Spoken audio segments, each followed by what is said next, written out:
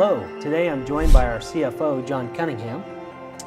Today we wanted to discuss valuation.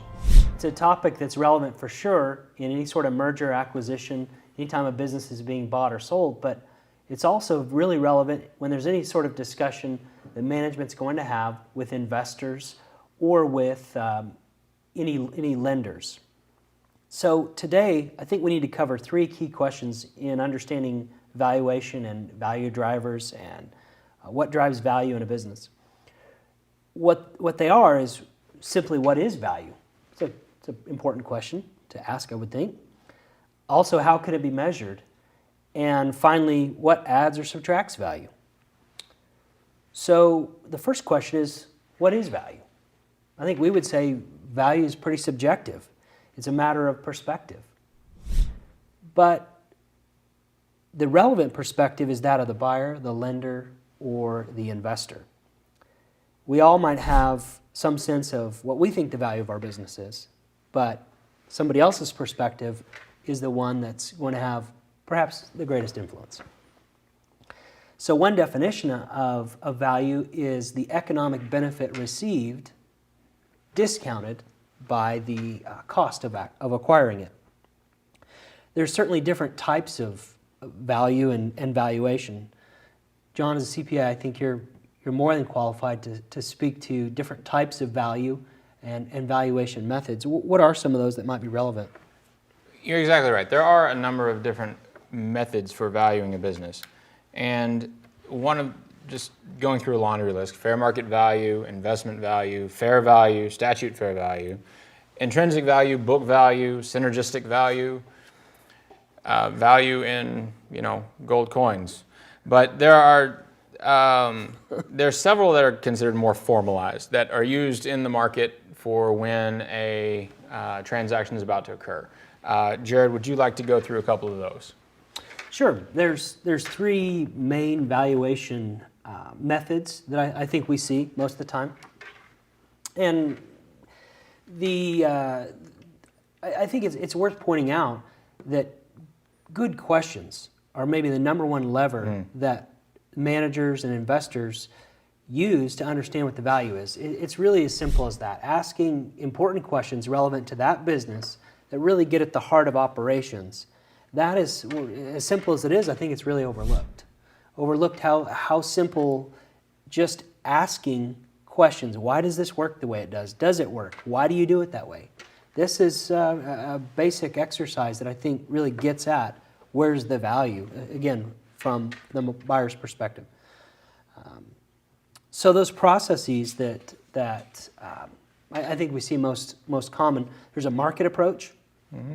Market approach is one in which we look at corresponding transactions in the environment. Can be really helpful. Sometimes it's also hard to find a representative transaction or a comparable company. The market approach is looking for some sort of comp.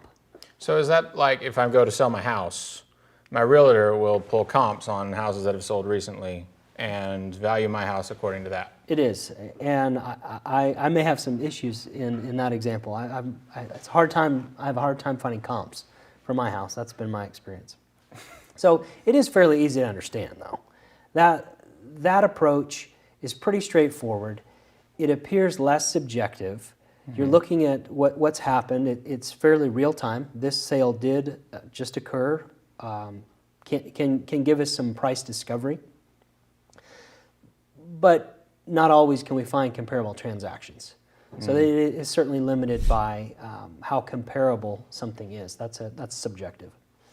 Another approach is the income approach, simply valuing what is that stream of income discounted by the cost of acquiring it. It could be discounted by a risk rate, discounted by the time for which that might be realized. Sometimes it's really limited by a single period. When you say, what's a limit? What do you think the limitation is of a single period income valuation? Well, to me, it'd be that there's no track record of consistency. If you're using the income approach, you're basically valuing the company like a bond.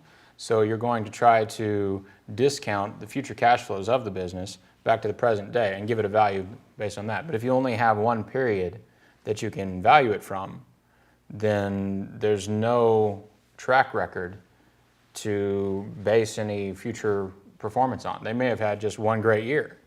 So you're saying just last year isn't enough necessarily? Last year's No, performance? sir. No, sir. Last year is not enough.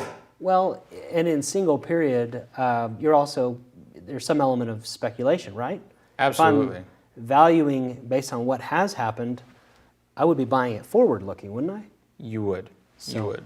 Somewhat speculative. And we'll get into some of the different components of valuation that can help out a company that is, only has 1 year worth of performance, a little bit later.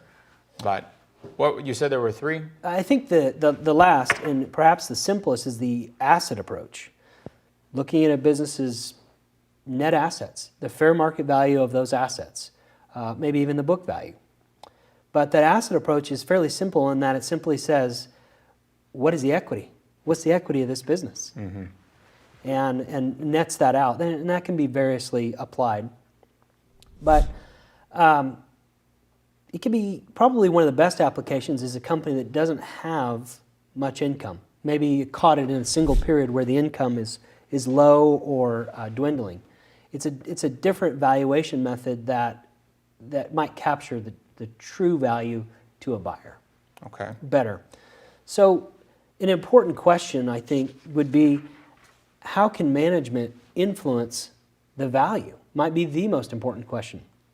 Well, and I would say that we alluded to this a little bit earlier, that management can affect the value of their company by looking at the different components of valuation.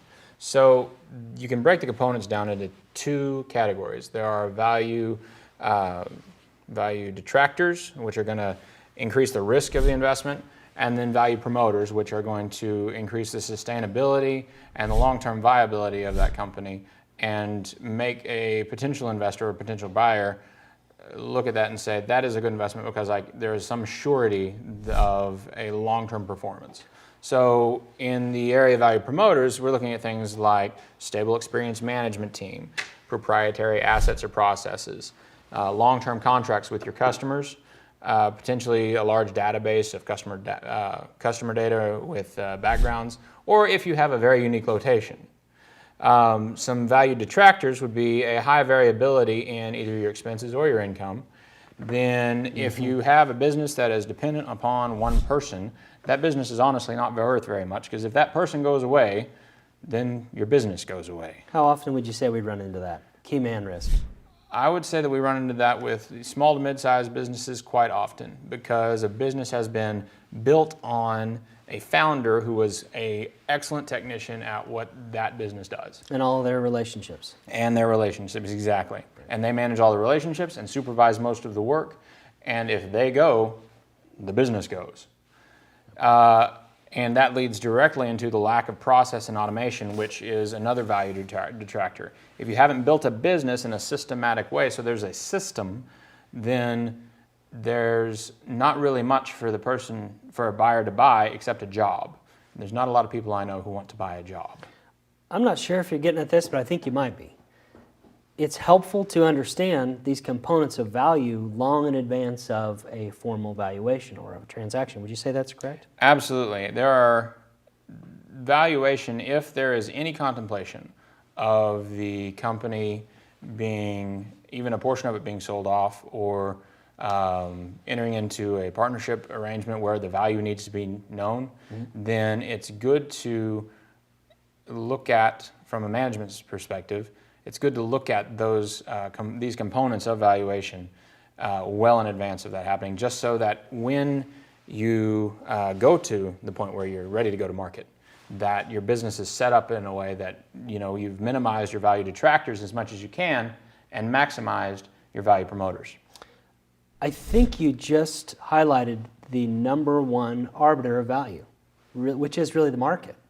Mm-hmm. We can discuss all these different drivers, but our focus for sure at Mid-America is helping clients understand what these drivers and detractors are before they go to market. The market, meaning willing buyers and sellers, ultimately will decide what that transaction value is. But understanding those component parts in advance has a lot to do with how that value is perceived. You can understand the pros and cons of your business and tweak them, improve them over time, so that you have when you have an unsolicited offer to buy your business, or there's some change that necessitates selling the business, it's less of a jerky operation to try to figure out how would this business be valued. So this is something that we regularly do with our clients, and you don't all necessarily need to be standing on the edge of a pending transaction. I think understanding value drivers today is something that we do oftentimes help clients right as they're ready to work on a transaction, but working on it today is important. If you have questions, further questions that we haven't covered here on what drives value, on what detracts value, on different valuation methods, we would love to help you.